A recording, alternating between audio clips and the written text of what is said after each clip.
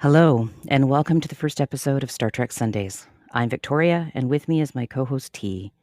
Today, we're going to be discussing freedom fighter or terrorist, which was a very common social topic in Star Trek. At the top of the room, we have pinned, or we will pin, the Star Trek Sundays link tree, which lists the episodes covering this theme and that we'll discuss today. Star Trek Sundays is a passion project for T and me and will form part of a new YouTube channel, which will post highlights from conversations on Clubhouse. Once we have a few videos posted, we'll link the channel in one of our future Star Trek Sundays rooms. It was a pleasure revisiting these episodes in full on Netflix and using the memory alpha pages on the link tree as a resource for those I've yet to see. I'm looking forward to a lively discussion this morning and will now turn the mic over to T. Welcome, T. Well, thank you, Victoria. I'm really excited about this. The whole idea of the room. I thought you just had a great idea for this room, because Star Trek has been one of those incredibly influential series in my upbringing, and I think uh, in our culture as a whole. Its characters are often role models. I think for a lot of people, its villains are absolutely legendary, and its willingness to tackle serious issues in our world, often through the lens of cheesy acting, really allowed it to endure as one of the sci-fi greats. The issue of freedom fighter or terrorist, besides being a central theme to almost every Enterprise episode, was a frequent theme that was handled in some often surprising ways. And I think it'll make for a good discussion. And so I'm excited to dive into the nuances of the politics. Excellent. Thank you.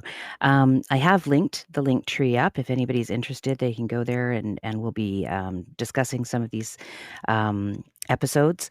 And I guess the only thing to say right now is that I'll bring people up to the stage to share your thoughts in just a minute.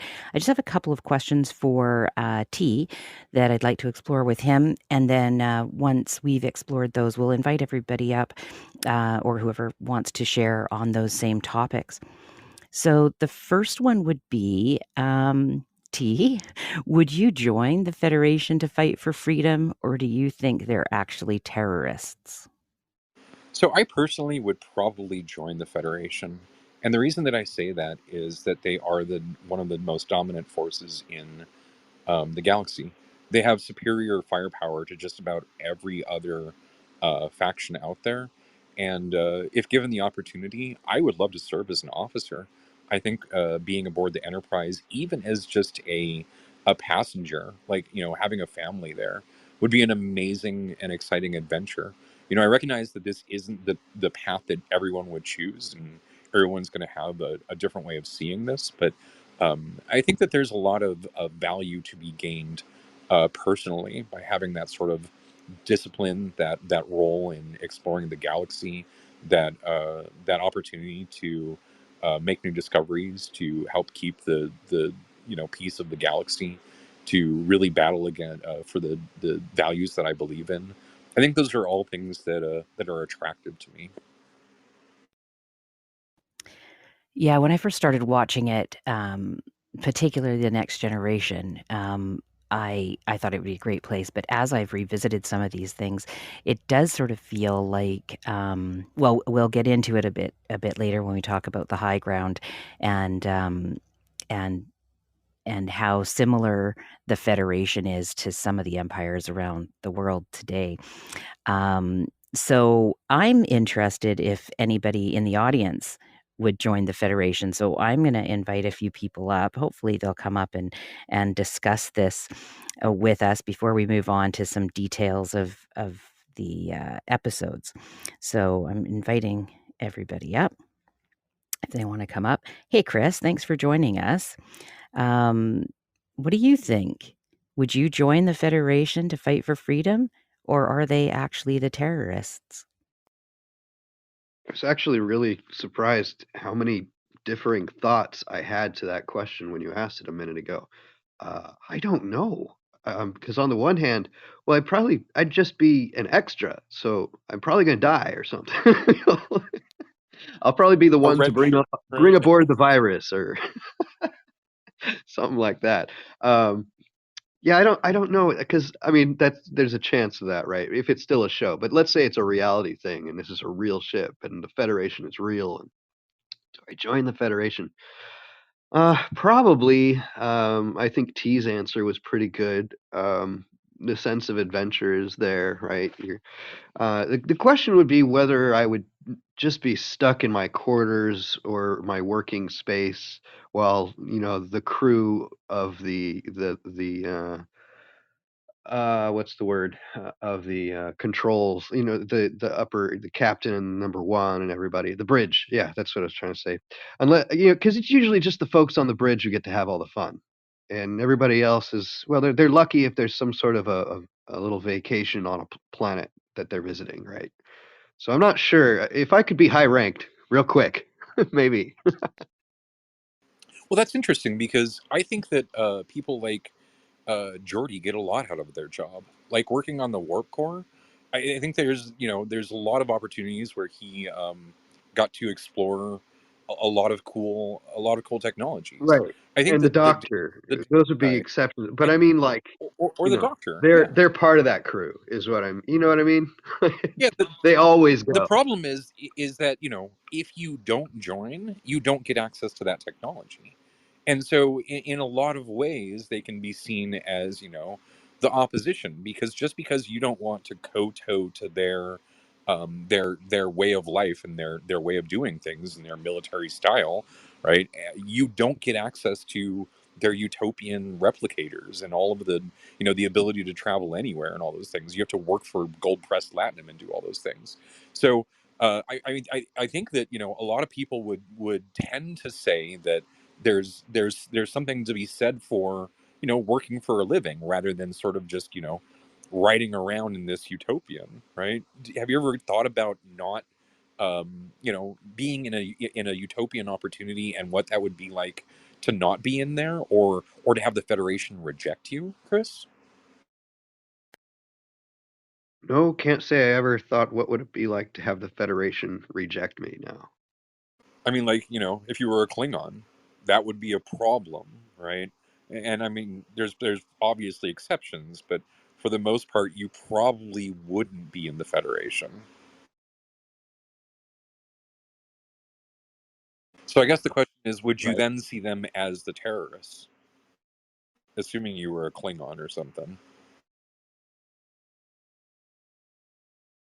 Well, I mean, I suppose I can't put my head into a Klingon's brain. They seem like a violent bunch. Yeah, when I've been the question is really good, T. When I was revisiting this, with a mature brain, I was seeing some things that made me, cringe a little, or look at it like, is this group blackmailing these people? Like, it does feel like it's coercive. And I know I didn't have those thoughts when I was younger watching it for the first time. So it is a a good question. It makes me wonder about how this relates in real life, obviously, because that's what they wanted to make us do, was look at the people who were in power, who we thought were the good guys, and question, are they really? Yeah, I think there's a metaphor there with sort of the Federation, having the captain and Riker and Data being, and everybody sort of having white skin, and all the Klingons are dark skinned, right? I think that there's definitely a metaphor being put forth there, and I think that I think it's a valid question to ask, that if you were born Klingon and you were born on the Klingon homeworld and raised as a Klingon and raised to be a warrior and fight against the Federation, right? I think that you would see them as the terrorists in that scenario, right, Victoria? Oh, yeah, absolutely. Just as the the freedom fighters, with air quotes, do today. I mean, not everybody thinks that the West is are the free people, right? So, yeah, and this is directly, referenced in some of these things. I have a couple of questions. I'm going to invite Sean up. He just got here, but I know he's a big Star Trek fan. And before we move on, I just want to say that this is the Star Trek Sundays room in the Atheism Club on Clubhouse, and we're discussing freedom fighter or terrorist.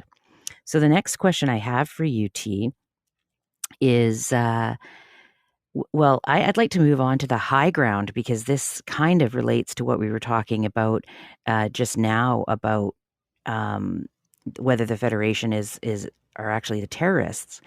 And in the high ground, if you'll recall, I know you do, Finn and Crusher. Finn is the terrorist, in air quotes, and Crusher the doctor, arguing over ideals. And Finn paints himself as a general who was admittedly denied independence. And Crusher says he's a terrorist killing innocents. And Finn rebuttals, it's no different than how the Federation was built. And I wonder if you could comment on that. Was he right? Should Crusher have done more to help him? I thought she was quite sympathetic. I'll ask T his thoughts, and then we can move on to Chris and Sean on that topic. Well, I think that, the scenario here is that Crusher was kidnapped by what is effectively a rebel force, right? And in the course of the conversation, Finn and Crusher are talking about their ideals, and when Crusher says that, you're killing innocent people, and I don't understand how you can't see that, Finn takes the high ground. That's the name of the episode. He says that it's easy to look back on an empire that's already built, and say that, you have the moral high ground because I have the might, right? But when you're coming from a position of not having the power, you don't have that high ground. You can't speak from that position. You aren't necessarily the terrorists, you're the freedom fighters. And so Finn was pointing out that when the role is reversed, and you're up against the Federation, the lines aren't so obvious. And so I think that Crusher made the right decision to be compassionate to him, because she appreciated the situation that he was in. She appreciated that she didn't necessarily have the high ground here to say that he was doing wrong, when she had the privilege of being in a situation that was built on exactly those types of actions, of the killing of innocent people in order to protect the greater good, as it were.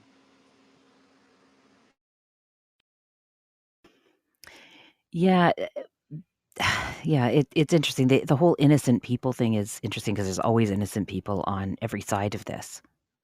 So when people say you're a terrorist because you're killing innocent people, aren't the the big empires who are fighting the terrorists, let's say, aren't they killing innocent people that are casualties of just being around the let's say terrorist camps or freedom fighter camps? I'll just move on to Chris. Chris, did you have any thoughts? I don't know, these episodes are old, but they come back to me quite quickly once we get into it.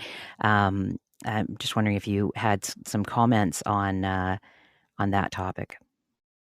Yeah, I can't recall the specific episode. I'm not as much a Trekkie probably as anybody here. Um, I just have a sentiment from childhood, and I've watched a few episodes of the late stuff. But actually, if you could maybe give us a more in-depth outline of exactly what the scenario was. You said Crusher was kidnapped, but there were two Crushers, and I don't know which one. And then you say he and she, and I don't know who's he and who's she. Oh, I'm sorry. My apologies. That was my mistake. Okay. In the beginning of the episode, Worf and Picard and Dr. Crusher are down on a planet when an explosion goes off, wounding a couple of people. Dr. Crusher runs to the aid of the people who are wounded, while Worf tries to protect her. The assembled crew says, the captain calls for them to beam aboard, but Crusher tries to argue against that. Right? She says that, while they definitely have positions of their own, there are people coming. she's here now, they're not here now, and so she needs to stay behind. And so Riker goes ahead and beams back up, and Worf, I think, beams back up, but Dr. Crusher stays to help the people while one of the security guards tries to protect her. At that moment, somebody warps in using unknown technology, grabs, shoots the security officer, grabs Dr. Crusher, and then disappears. Right. So it's later revealed that the man who kidnapped Dr. Crusher, his name is Finn, and Dr. Crusher is under the control of this rebel force, and Finn and Dr. Crusher have a conversation. And Dr. Crusher is appealing to him because the problem is that the opposition, the rebel force, are using a technology that is causing them to slowly die. It's this warp technology that interdimensional warp technology that allows them to travel, and it's causing them to take injury and die as a result of using this technology. They see it as a critical strategy that allows them to get ahead because other people aren't willing to take this risk of personal injury. But it means that they need a really good doctor. So they kidnap the doctor in order to deal with this problem. So now Dr. Crusher is under these people's control, and there she is trying to heal them from their problems, but the problems are terminal. They are going to die from their self-inflicted wounds of using this interdimensional warp travel. And so Dr. Crusher is appealing to her kidnapper Finn's sense of ideals, and he's saying, you're killing innocent people in support of your cause.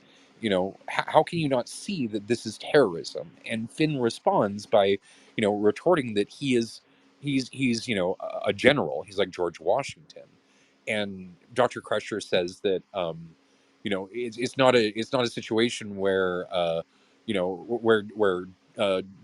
uh, the George Washington was a terrorist. He was fighting in an army, and Finn says, well, what's the difference, right? The difference here is that you have a bigger army and I have a smaller army. So really, you're taking the high ground on that side alone. And is that, the question is that really a moral justification? Is that really an ethical justification? Is that something that we should allow as an argument?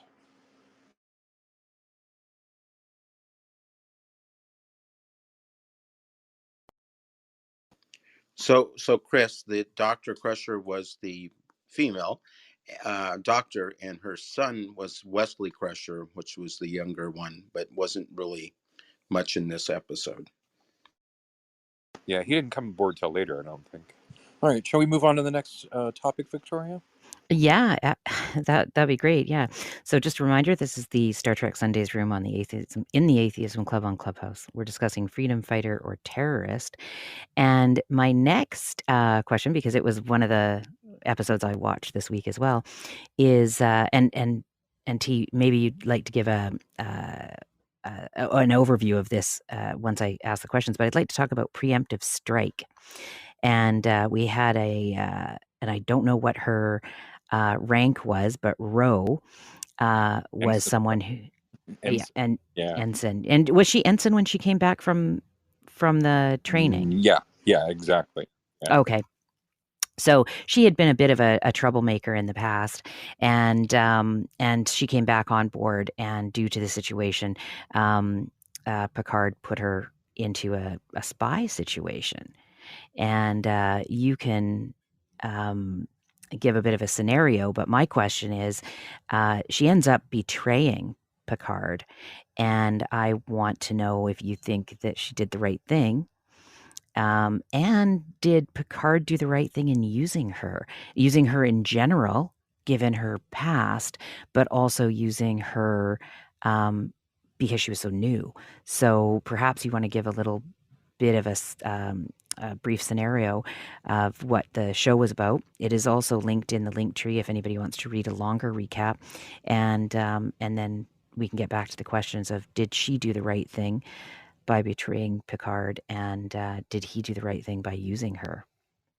Yeah, so in this episode, Picard asks, it's either Lieutenant Rowe or Ensign Rowe. I think she gets demoted at some point. Um, to go on basically what constitutes a double agent mission to go undercover, and as part of this mission, she infiltrates a set of Maquis rebels, and um, in order to convince them that that she should be trusted as part of the group, she steals from the Enterprise. She takes a shuttle and takes one of the members and goes and actually flies into the Enterprise, into the into the shuttle bay of the Enterprise, like flies through the shields, and like gets detected and everything, and Riker and Picard are like, all right, just let it go, just let it go, don't do anything, and then like steals medical supplies, and then successfully gets away with it, right? And so in this way she also becomes sympathetic to the needs of the people who she is you know pretending to work for. So then at the end of the episode, I don't think it's much of a surprise when Picard, when she turns on when there's a Maquis shuttle coming, and there's they're about to be ambushed, and she fires on the enemy ship to show the Maquis that where they are, and thus the Maquis like turn around and get away and don't get destroyed that day.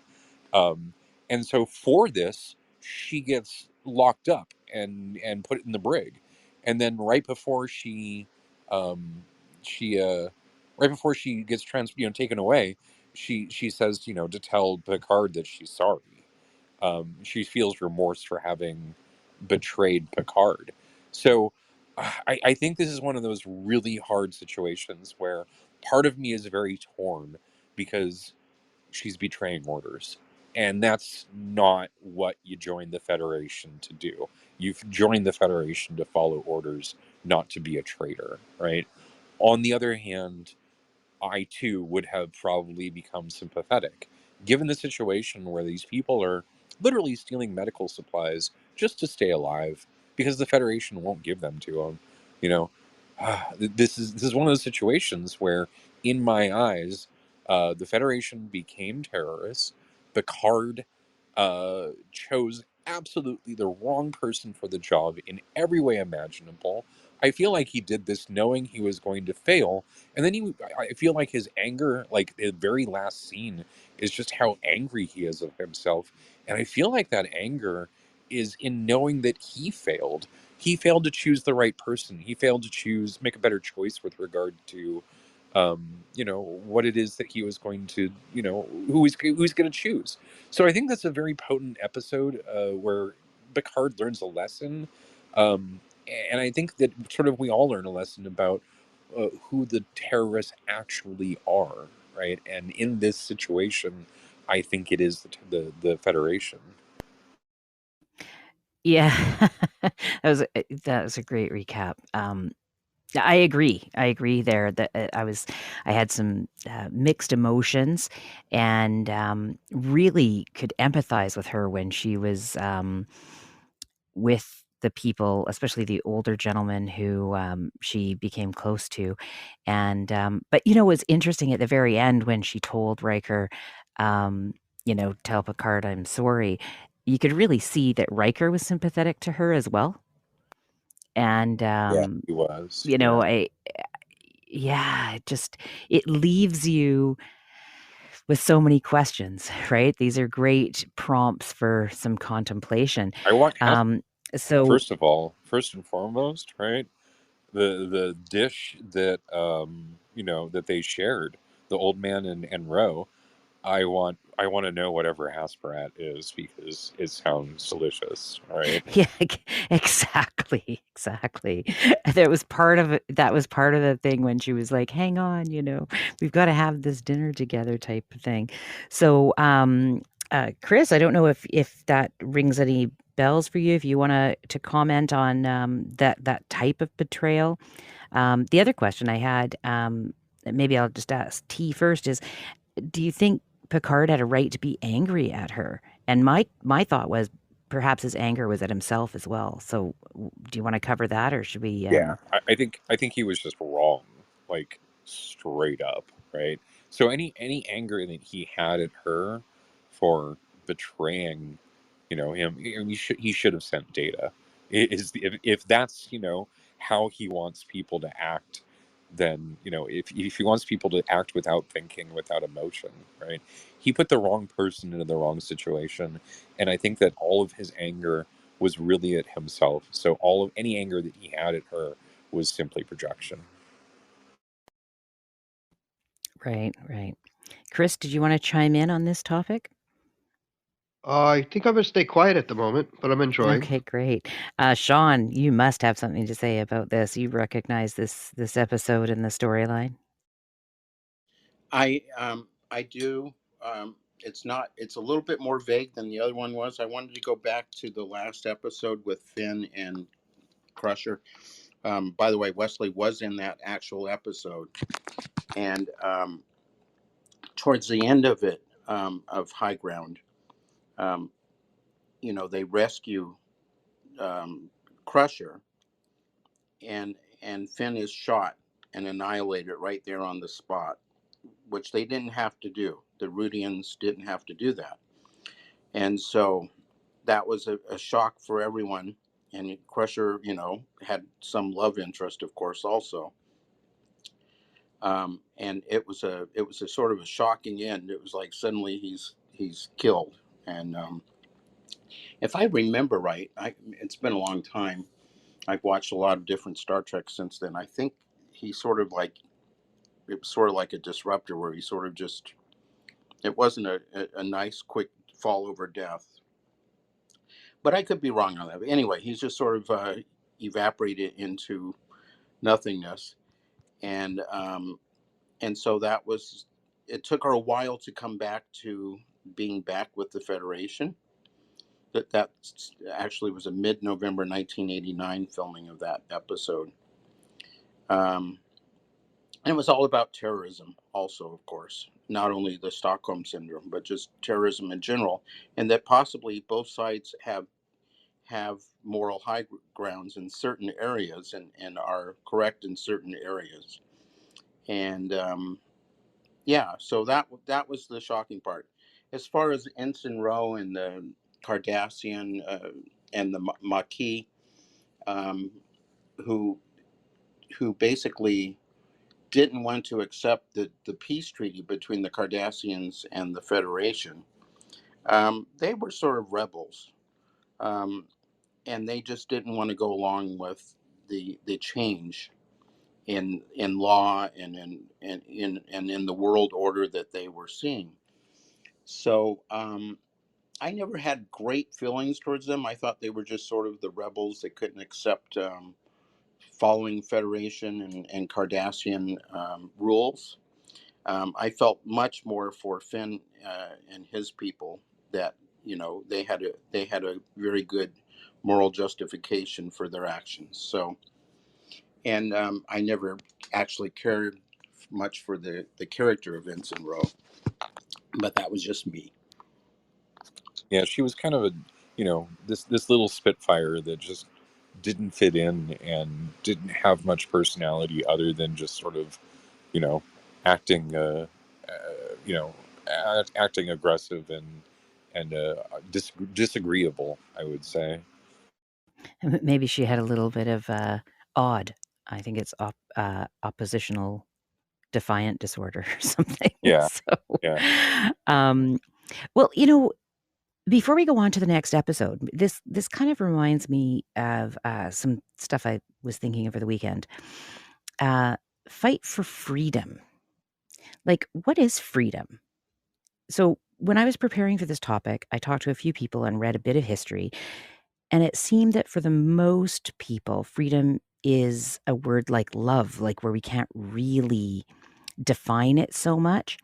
And I've just invited Sikwapu up to the stage, and perhaps he can talk about this a little bit. So I just want to get this out first, though. So, what is freedom? Freedom fighters trying to liberate themselves from being subjects of empires from European countries are now the dictators, the freedom fighters have become the dictators in some of the countries that they fought to free. And I'm just putting this out there for contemplation and feedback. And the first example that comes to mind is Cuba, right? I know people personally in Cuba who lived through the revolution. They're not living now, but I did know them. And they were happy to have these freedom fighters, right? The Castro and the Che Guevaras come in and save them from Batista. But then, of course, that went sideways, right? As we all know. And they didn't like that either. And so I guess I'm going to put a couple of things out there and ask T to respond, and then we'll go through the rest of the stage. So, are terrorists always terrorists hiding in the cloak of a freedom fighter? Or were they really striving for something noble and took a turn somewhere? Because it kind of reminds me of the classic, villain backstory in fiction. So, maybe when we think about freedom, and Sean had said that they just weren't complying with Federation. And it's like, well, in the Federation, we've seen that's not quite freedom too. It's a lot of compliance there. So T, do you want to take this and then once you're done, we can pass it on to Chris, Sean, and Sikwapu? Yeah, because I started by saying that I would join the Federation, and I would do so knowing that freedom fighters are always terrorists in cloaks. And the reason that I say that, is because we always act on the information that we have available. And if we saw the bigger picture, we almost certainly would act differently. And so, when we say freedom, we're talking about sort of this idea of, being free of oppression, being free of subjugation. That the idea of subjugation is important, or oppression is important to the idea of freedom. Because if you're not being oppressed, what is it you're being freed from, or you have freedom from? If we're not talking about some oppression or some subjugation. Um, so I think that it's important to recognize that we have sort of that libertarian freedom. As I'm free to go get a beer, but what we're really talking about is freedom from, like, I don't know, the state or something like that, or the Federation, or the Klingon, empire, or whatever it is, right? Uh, and so when these Maquis are running around trying to steal from the Federation, you know, I think that the designation of them as freedom fighters, and the uh, the designation of the Federation as terrorists is appropriate, because you have somebody who is doing subterfuge. You have somebody who is infiltrating them, in terms of Ensign Rowe coming in and trying to, steal intel about them. And they're basically willing to give up the medical supplies in order to take the intel. Well, that's terrorism. That's how terrorism works. Is they're coming in and or what is it, espionage, whatever it is that you're calling it, right? So I think that the people who are taking the action here are the Federation, and they're the ones who are being aggressive, and the Maquis are the ones who are being aggressed. And so I think that that's the distinction, is what terrorists are the ones who are doing the aggression, right? The Federation's the terrorist. Great. Yeah, thank you. Give you a thumbs up for that. Chris, any thoughts on this? Chris might be busy. We'll come back to Chris if he has some thoughts on that. Chris, if you want to make a comment, just give the little explosion, and then I'll be able to see that and go back to you. Sean, what do you think about this fight for freedom, and what is freedom? I was just looking at the Memory Station Alpha database, which lets us know about all things Star Trek, and goes over each episode. Um, I vaguely remember this episode. This was the last episode where the Maquis, it was specifically written to close the whole Maquis episode, and it wasn't really mentioned again. And I vaguely remember this, so I don't even want to comment on it. There's a lot of Deep Space Nine episodes that must have been the time in my life, or what I was eating, or I wasn't getting enough sleep, or I was doing a lot of business traveling at the time. I don't remember this episode very well. I just went through the Memory Station Alpha and tried to scan it, skim through it and scan it, and it's still. I'm trying to remember it. I think I remember the guy that played Eddington, and it wasn't one of my. It didn't jump out in my memory as one of my most favorite episodes by any means. Not because I hated it or not. It just I don't recall it very well. So in other words, I'll shut up about it. Oh, we haven't gotten to that one yet. Oh, yeah, we haven't gotten there yet. My question was, and I'll just do a little recap here. This is Star Trek Sundays room in the Atheism Club on Clubhouse, and we're discussing freedom fighter or terrorist. And right now we're on what is freedom, right? Freedom fighters trying to liberate themselves from being subjects of empires. And you know, depending on your perspective, where you sit, and what T was saying, who's the aggressor, does that make the terrorist? But when people are fighting for freedom, when they get that freedom, are they actually freer? So there's just some questions, but I want to move to Sikwapu because I think that he has probably a good perspective on this, and would love to hear what you have to say on this point. So I'll turn it over to Sikwapu.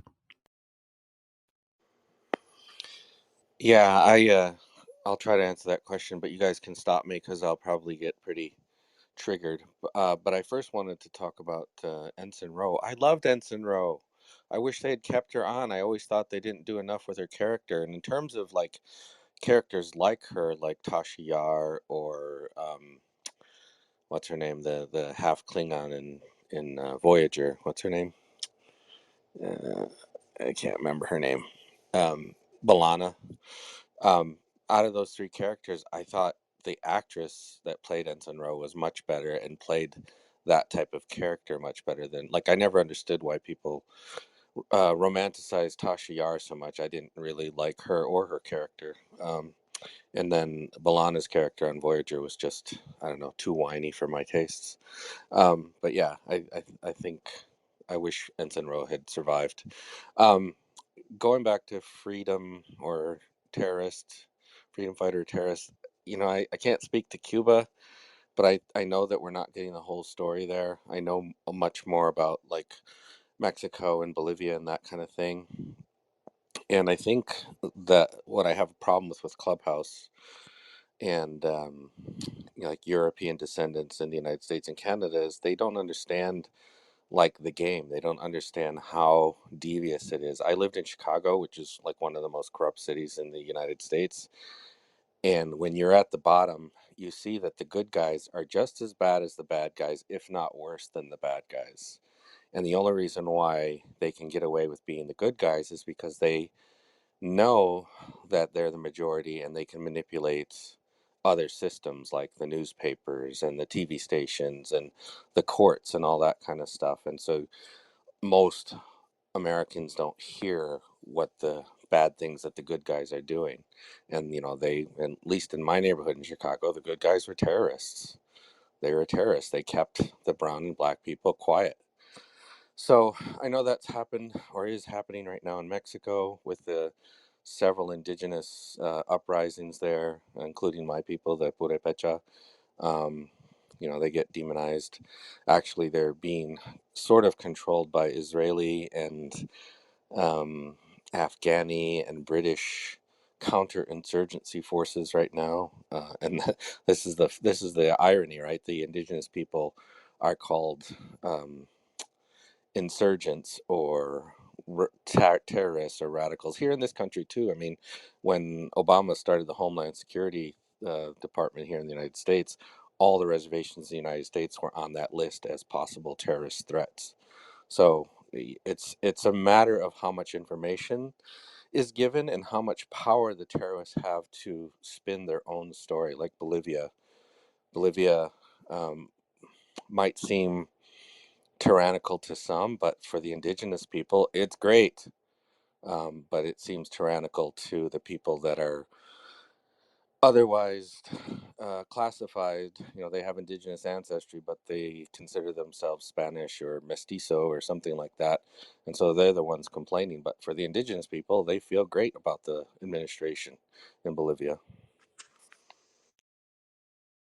Yeah. Thank you for that. Yeah, T, go ahead. Oh, yeah, I was just saying, I think you're right.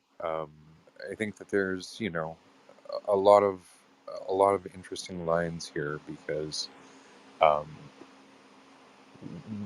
there's so many interesting parallels to what ended up happening. Um, and I think that the show's ability to predict the future in that regard was uncanny. Um, in how it was able to sort of, call our attention to that and then have us see it sort of unfold in real time before us, right? Um, and I think that even I think Sean mentioned the parallels there with the obvious metaphors, the faces that are half black, half white, and I mentioned the Klingons being always, dark brown, and the bridge always being mostly white, right, with sort of one brown representative type of thing. Um, and I think that was very intentional. I think that was a metaphor for um, what was, what they were trying to convey. So I think you're absolutely right to call those parallels. I was wondering a question for C. Kwapu, which isn't really related to Star Trek, but it is related to this whole concept of the imperialist aggressors coming in and winning and possibly rewriting history to their satisfaction. What do you think of the Pope's recent visit to Canada and his apologies? It was horrible. It was incredibly horrible. I mean, if you looked on Twitter or any other social media, not all of the native tribes or bands are unified. So that particular band were Cree and Métis, and they were already Catholic. The other Cree bands didn't show up. They had delegates that didn't show up. That woman who sang that song was actually singing in her language and made some very harsh critical statements against the Pope. Other Cree bands were like, no traditional Cree person would ever put a headdress on that guy. So, yeah, but I mean, I'm kind of high level in my job, and I know how these things go. Everything's vetted and planned out 2 or 3 months before. They pick who's going to be on the stage. They pick the security. They pick the route. They pick the people, what they're going to say and how they're going to say it and what they're going to do. So of course they picked a tribe or a band of Cree that's going to be sympathetic to the Pope and isn't really going to give him a hard time. And they probably even planned it so the area and time that was going to happen was known to some people, but not all people, because they didn't want people outside protesting. So I think that both here in the United States and Canada, most Native people thought that was bad for him to put the headdress on. The apology was kind of 50-50, but they would like to have seen it come with some real action, like money or even a commitment to changing the Vatican's policy, like the Intica Terra, otherwise known as the Doctrine of Discovery. Anything more could have been done than just the apology itself. Somebody mentioned volunteering to pay for the reburial, of those bodies somewhere else, or pay for like one backhoe's days worth of work.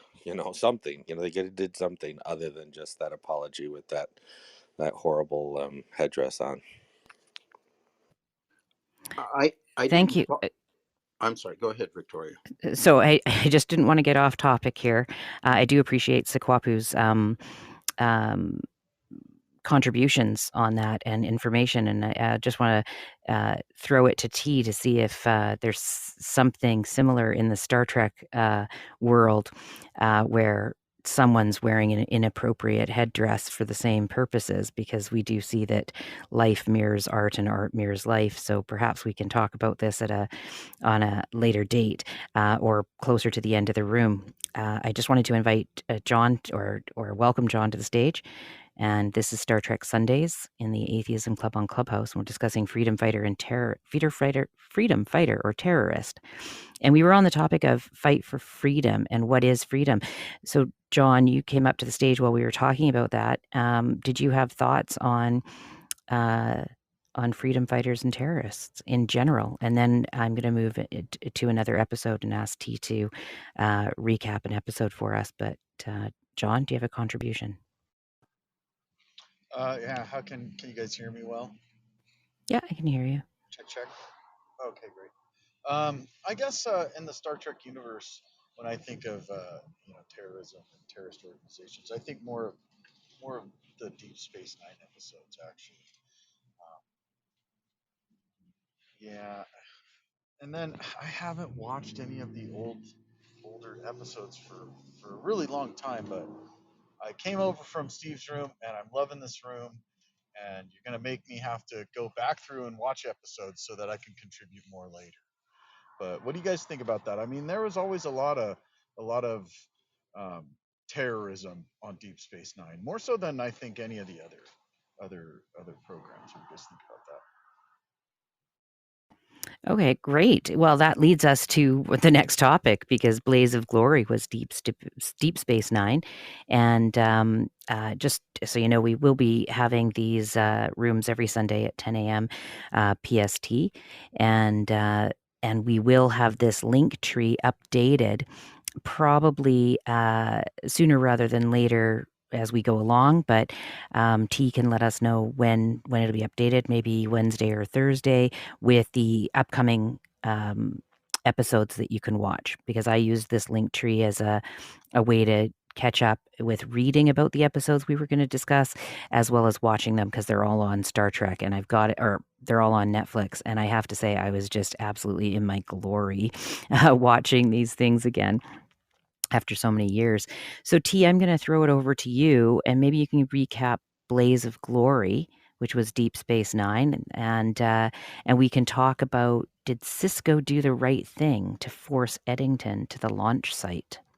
Yeah, I made the link tree, which is pinned at the top here, and I plan on filling that up with the episodes from the schedule. So in the future, you should see the days at which we're going to discuss the topics and the episodes that are associated with it.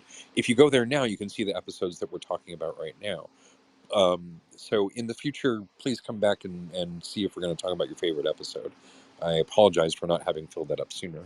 From in the episode Blaze of Glory in Deep Space Nine, there was a trader named Eddington, and the captain of the outpost had to say had to make him tell him where the launch site for some missiles were, because a Maquis missile attack was headed for Cardassia.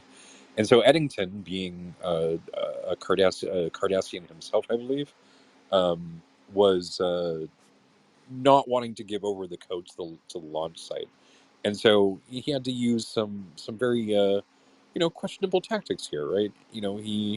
Um, he basically, Cisco was trying to convince him, and he said he vows to fight it out, right? And he intends to kill Cisco because he's not gonna let this not gonna stop this. And in the end, they end up finding the landing the launch pad anyway, right? Um, and so what happens is they let Eddington lead rescue the people, right? They lead the people out of the launch site because there's no actual missiles there, right? And so he sort of like becomes sympathetic to the situation. He doesn't want these people to, you know, to to to give the to suffer, but he ends up um, uh, and so he ends up staying behind in the final attack. So the final scene is of him telling Cisco to save the people, and he stays behind and he fights off the oncoming troops, and he's killed in the attack, but his sacrifice gives Cisco time to get the people away, and they escape, and they leave for the Badlands, and of course, Rebecca is a bit distraught at the loss of her husband. So there was some of my favorite quotes from the episode, but I don't want to go into too much, and I think we should hand it over to someone else. Okay. Well, let me know. Did Cisco do the right thing by forcing somebody? I don't. In this case, Cisco was trying to prevent. I think it's one of those situations where we act on the information we have. And Cisco had the information that the missiles were real. And so he was acting on the information that he had, um, not knowing that there were no missiles, right? And so I think that's one of the topics that is sort of central to you know this is what is your intention here, and so when you're doing something because you believe it's right, you know, I'm not sure that you're the aggressor. I think that the person who lied and said that there were missiles would be the aggressor here. So I think Cisco at least thought he was doing the right thing, um, and needed to save the people, and sacrificing potentially one person was probably a better bet in that scenario.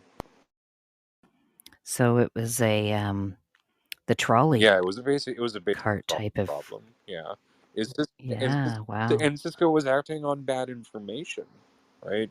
And that's the critical information here, is that Cisco was willing to kill this person so no people could die, right?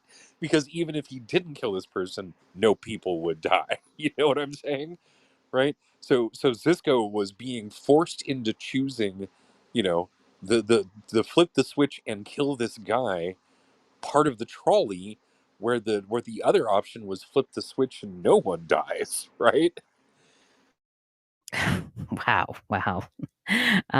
Sean, now we're into Blaze of Glory, which you were talking about earlier. What do you think about this scenario and the issues in this episode? I've already said what I need to say about this episode because I just frankly don't remember it that much. It doesn't stand out, so I would be. I'm not in a. I'm not qualified to speak on this episode, so you'll have to pass over me. No problem. Thank you. Sikwapu, does this bring anything out for you? The recap, my question, or anything in that realm?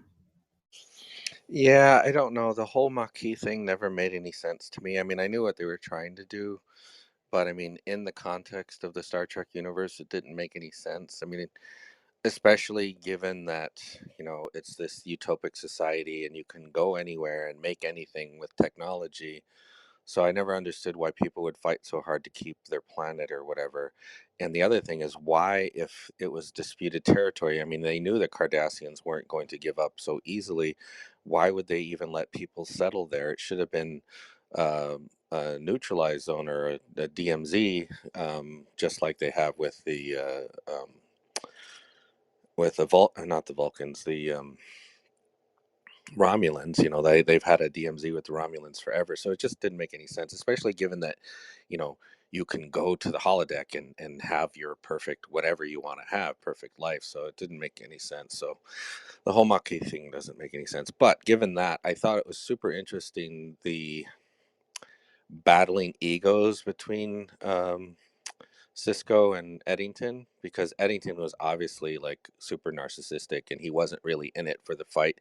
He was in it because it made him popular. It made him, a hero and stuff like that. And they really emphasized it with the whole Les Miserables thing. And I was a little bit surprised that they had Cisco go so nuts with his ego. But I thought those were interesting contrasts. Like, how much does ego play into these types of conflicts? Is it all just male machismo, or is there really good intention behind things like that? Of course, I probably favor that it's more machismo than anything and ego, but I don't know. That's what I got out of it. Great, thank you, John. Any thoughts?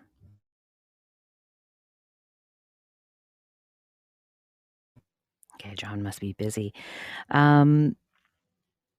T, did you have anything in? I should go Oh, down. I have terrible coverage here, guys. oh. Well, you can stay. But did you have any thoughts on this episode and what anybody said just now? No, I think we can move on. Okay. Yeah, I can't really remember the episode that well. Anyways, yeah, I'm just gonna drop down to the goo, guys, because I'm in and out of coverage. Okay, great. Okay, thanks. Um, so these questions for me bring up, like we talked about, like what is freedom, and nobody really answered that. I think that's a really difficult thing to answer. So now that we're through, there's a lot more episodes that we have linked for people to explore these things. But in general, I guess I had a couple of questions that I wanted to ask, and since people were really familiar with Roe, I liked her as well. I'd like to, when we ask the question, did Roe do the right thing? My thought is Roe did the right thing for Roe. And isn't that what everyone does? And it brings us to some of these philosophical questions that we see in rooms on Clubhouse all the time and elsewhere. Like, what is the right thing? What is good, right? What is freedom? These things can't really be described, and it's often a feeling. So, and I thought, okay, so Roe did the right thing for Roe by betraying Picard, but Picard did the right thing for Picard by using Roe, right? Because Picard's goals are, quite certain and clear. So I wondered if we wanted to go into that realm, like we can talk about freedom again and what freedom really does mean. Because sure, Sikwapu said that the the Maquis, they could just join the Federation and then be on the holodeck and just have a really good life. Um, that is that freedom? I mean, it might be privilege, it might be easy, but I don't know if that means it's free. So I just want to put that out there. T, did you have any thoughts on Can my general questions of contemplation? I Can I definitely? add a wrinkle? Can I add Yeah, a wrinkle? So, sure. Victoria, since I just mentioned that guys usually worsen any conflict, and I know women aren't perfect, but would women in this conversation, like you brought up Roe, she made that decision because that was good for Roe. Is there any kind of women's perspective on how they handle these types of conflicts? I just wanted to add that wrinkle. Well, that is a wrinkle for sure. Probably something that we will contemplate further on, like women in leadership, maybe. I didn't get from this any sort of gender specific um, situation on the two episodes that I watched recently, so I can't really talk to that. But thank you for bringing that up because I think that will be something great to explore. T. Yeah, I think that Roe, uh, when you join the Federation, you're expected to act in the Federation's best interest, and Roe did not act in the Federation's best interest. It acted in she acted in Roe's best interest, and that's, is that ultimately what we do? Well, some of us, I think, some of us just sit there at our workstations and do exactly as we're told, right? Some of us think, some of us, um,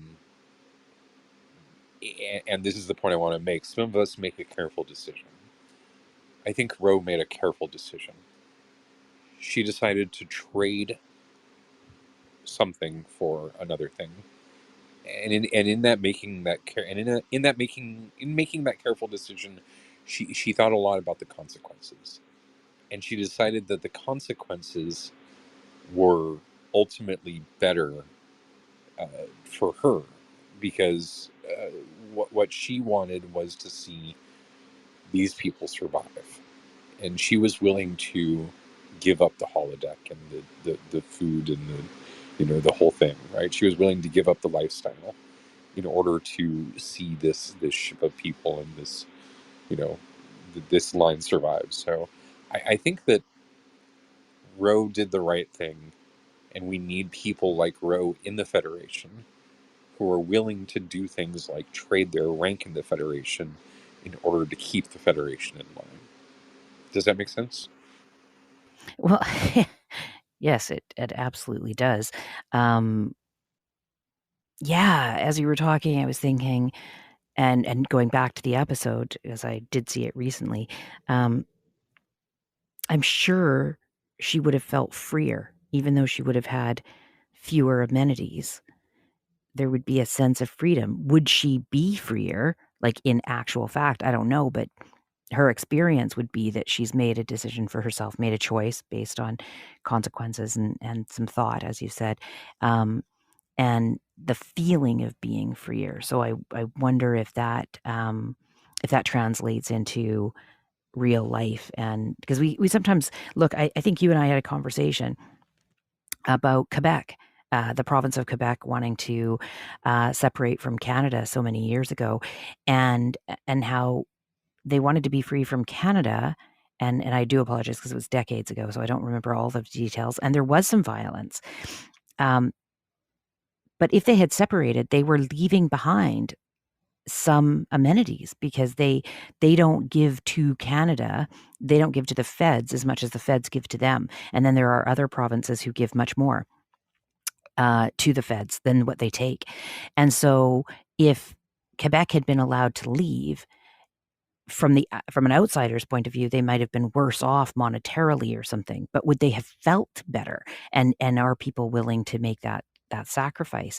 It's something I often think about because the rest of Canada made these huge changes in order to appease Quebec, but they never really seemed to be happy with those anyway. So, for example, the rest of Canada now, on every single label across Canada,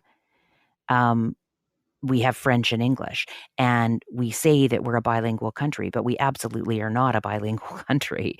Um, you can take French in school, and we have some French immersion classes, but hardly anybody speaks French unless you're in Montreal or you have a reason to do so. Maybe you work for the federal government, but that also really is a terrible thing because so many people can't work for the federal government because they don't speak French because they have no need for it unless you work for the federal government. So it's a bit of a mess, a dog's breakfast, really. But I do wonder about that. If they had left, like they really wanted to leave, they would have been leaving behind some money and privileges, but maybe they would have been happier, right? I don't know. Well, Maybe Canada would have been better off. I think that directly relates to the answer to the question, right? You know, Ensign Rowe exercised her freedom. She was free to disobey the Federation. The consequence for doing so was her, what was whatever her, court martialing or whatever it was, right? She lost her rank or whatever, punishment it was, right? But people are, free to do that in the sense that they're going to suffer consequences from it. So, you know, in choosing to in choosing to not do that, she would be sacrificing her freedom. But instead, she chose to exercise her freedom, and that's the decision that she made, right? I wanted to bring up another wrinkle. So, I think Victoria mentioned earlier, or somebody did, that Roe never quite fit in. She was a strange character and she never quite fit in. But if you compare her to Major Kira in Deep Space Nine, they both were they were both freedom fighters, and they were both from the same planet and all that, but they had different feelings about the Federation. Remember at the beginning, Major Kira didn't like the Federation and was reluctantly, being participant. But towards the end of Deep Space Nine, she grew to like the Federation. And Balana is sort of the same. And you guys might not have picked up on it, but her fights between her human and her Klingon side were direct metaphors for Mexicans, because Mexicans are half native and half Spanish. And so, like, every time they had an episode about Balana, about her not liking her Klingon side, but having this attachment to her mother, like she felt like she was betraying her mother, is the same thing that Mexicans feel on a daily basis. Like, whose side are they on? Are they on the native side or are they on the European side? Because they're exactly half. And she was always she didn't have enough courage ever to be fully Klingon. She was always with the Federation, but I think she found her place, just like Ensign Ro was sort of out of place. She found her place being in that radical or rebellious atmosphere. It made her feel like she picked her own side. She didn't have to pick one or the other side. She picked a brand new side. And so I think that is also part of this conversation about terrorist or freedom fighter. That's great. Thanks for that, Sekwapu. I do hope that you keep coming back, because we are going to do this every Sunday, Star Trek Sundays at 10 a.m. PST. We run for about 90 minutes. And this is Star Trek Sundays in the Atheism Club on Clubhouse, and we're discussing freedom fighter or terrorist. Welcome to the stage, Steve. It looks like you're on the phone, but I'm not quite sure if that's an old emoji thing on there or not. Are you able to talk right now? Okay. Well, we'll welcome Steve when he's again able to talk. T, what do you think about that? The comparison to the real life. Yeah, the comparison to Mexicans was brilliant, and I'm sorry he had to leave, but I thought it was a very apropos um, comparison. I think that the arc with Deep Space Nine was very poignant, especially with Kira. I really did feel like Kira was um, a reboot of Ensign Ro. I felt like there was a lot of intentional overlap in terms of the personality, and the the origins and the looks and everything. Um, I think that Kira was a lot more developed in terms of uh, character, though. I thought she had a much broader arc and much more developed, reason for hating the Federation, as it were. So, they're yes, they're both in the same bucket, but I think that Kira, you can point a lot more things that Kira would say is wrong than you could at Ensign Ro. Yeah, I did find that Kira, I don't know those episodes as well, but she seems more mature. And but in my reading, just over the last couple of days, she was referred to as a former terrorist, right? It wasn't like she was a freedom fighter. So I had read that in several places. Sean, I see that you have a comment. Yeah, I think the character of my mind just went blank. I think that her character was much more developed. I agree with T on that than Ensign Ro. And the Maquis, I think, I'm not sure who said this earlier. Um, I think the Maquis, it was always very complicated. Like, why are there this group of people? They're ridiculous.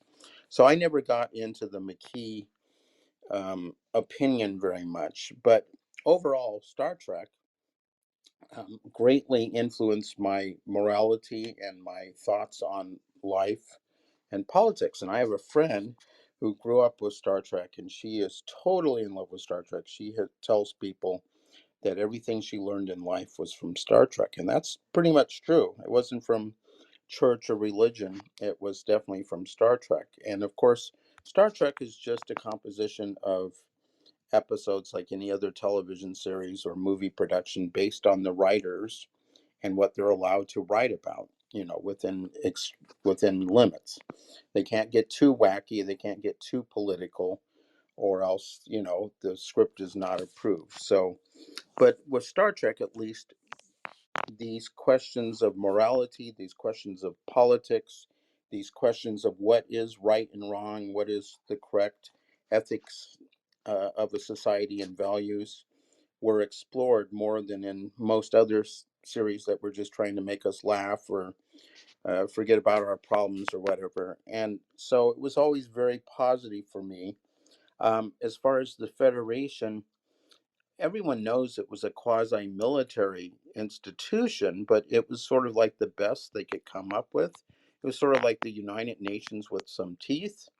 And the galaxy in the future is a scary place. There's a lot of aliens that don't have human Homo sapien morality, ethics, or values, and they're willing to kill us or eat us or destroy us or take us over or make us their slaves.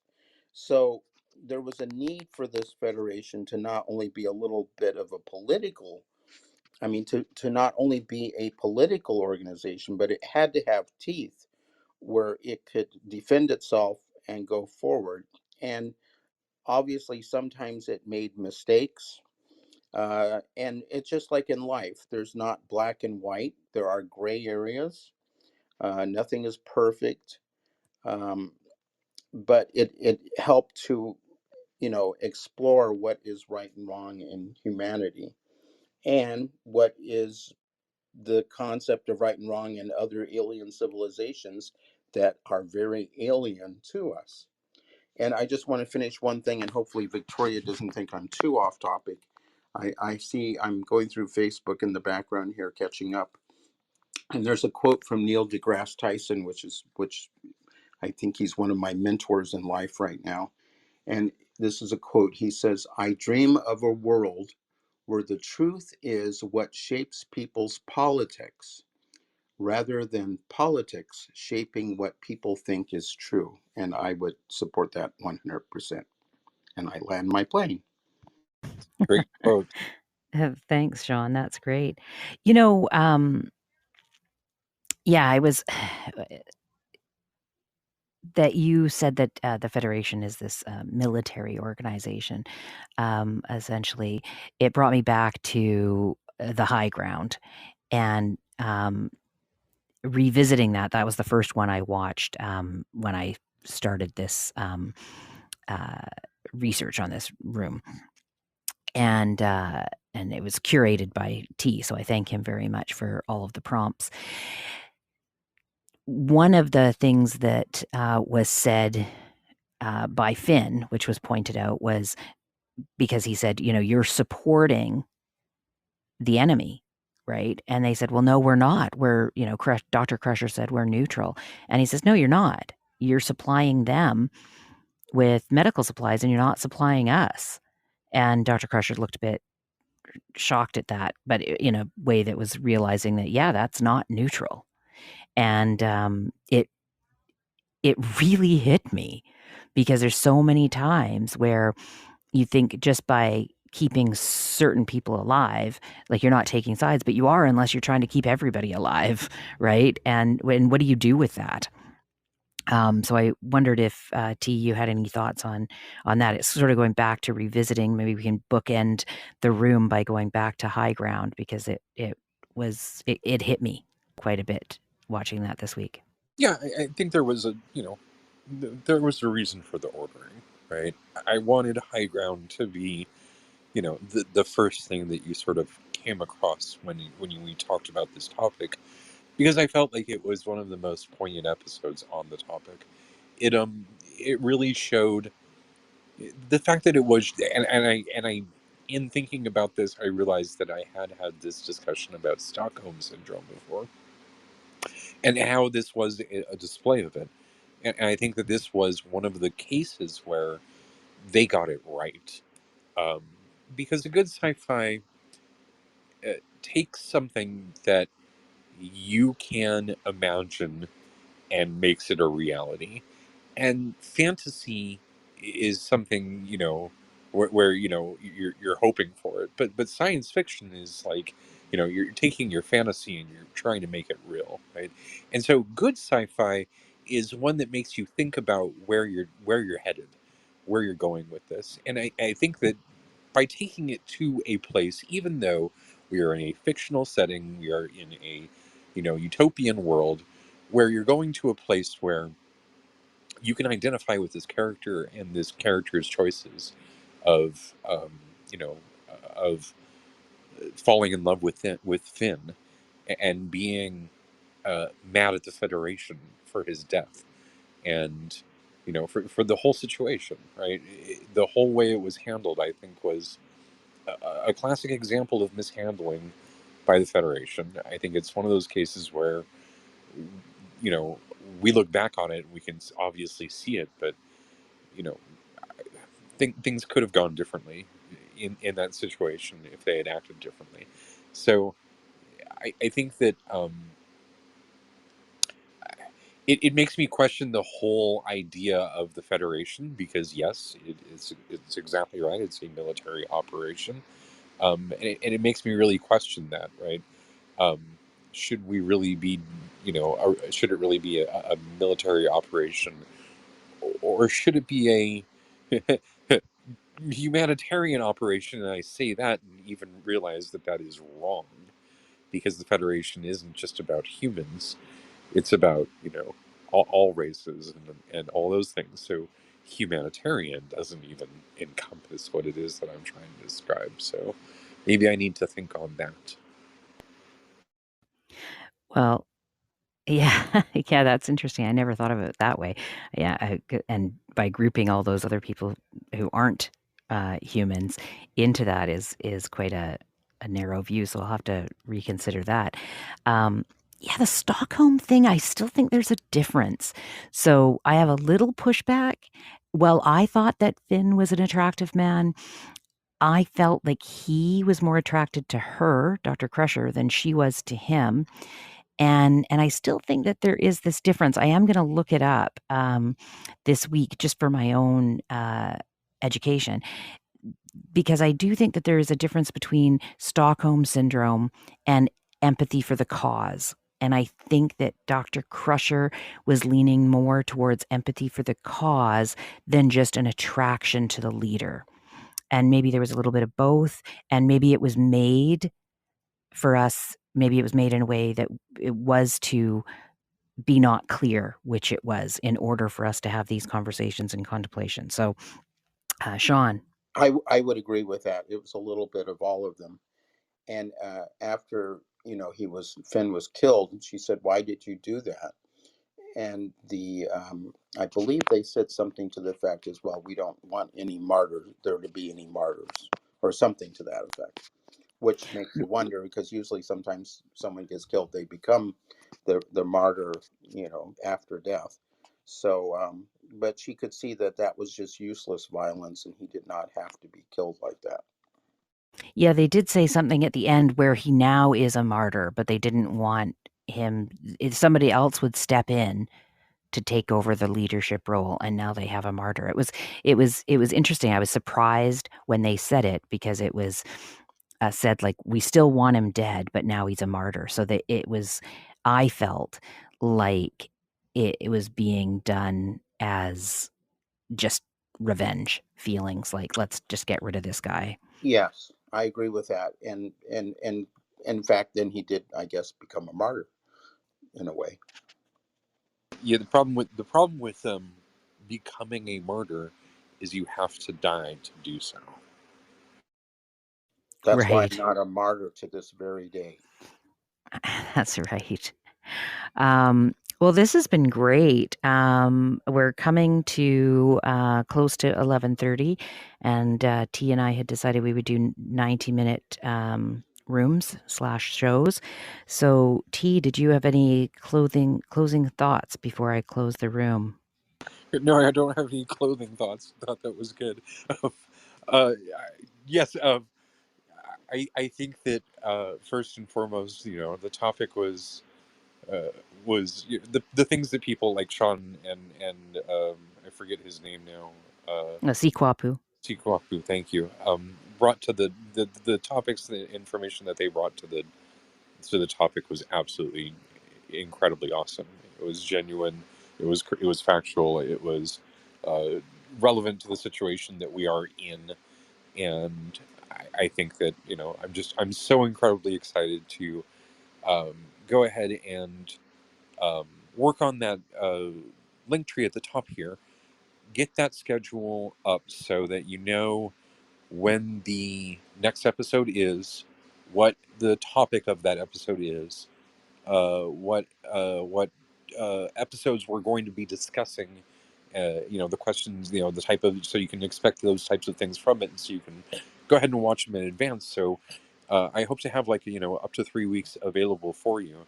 So even if you don't catch the next show, you can still have the information available, watch the episode whenever, and then catch it when your favorite show comes on.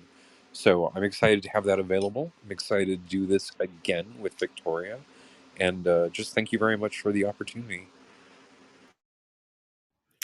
Well, thank you. I've really, really appreciate or really enjoyed this room, as well as the time spent revisiting some of these themes in a different way. And I do hope that this will continue, and that the people who were here today will come back. And hopefully we've done it in a concise enough way where the replays will be heard, and we'll see what we can do now, translating this into some sort of highlight for YouTube over the next couple of weeks. We don't have a schedule for that, but we do intend to do that. So I am going to close the room in about 30 seconds. I'm just going to play some music before I do that, giving people time to bookmark the link, screen cap any chat they want to, because there were some links put in there as well. And then we will see you guys hopefully next Sunday for Star Trek Sundays at 10 a.m. PST. So thank you very much, and I'll close the room in about 30 seconds. Yeah, follow me, follow Victoria, and I hope to see you again next week.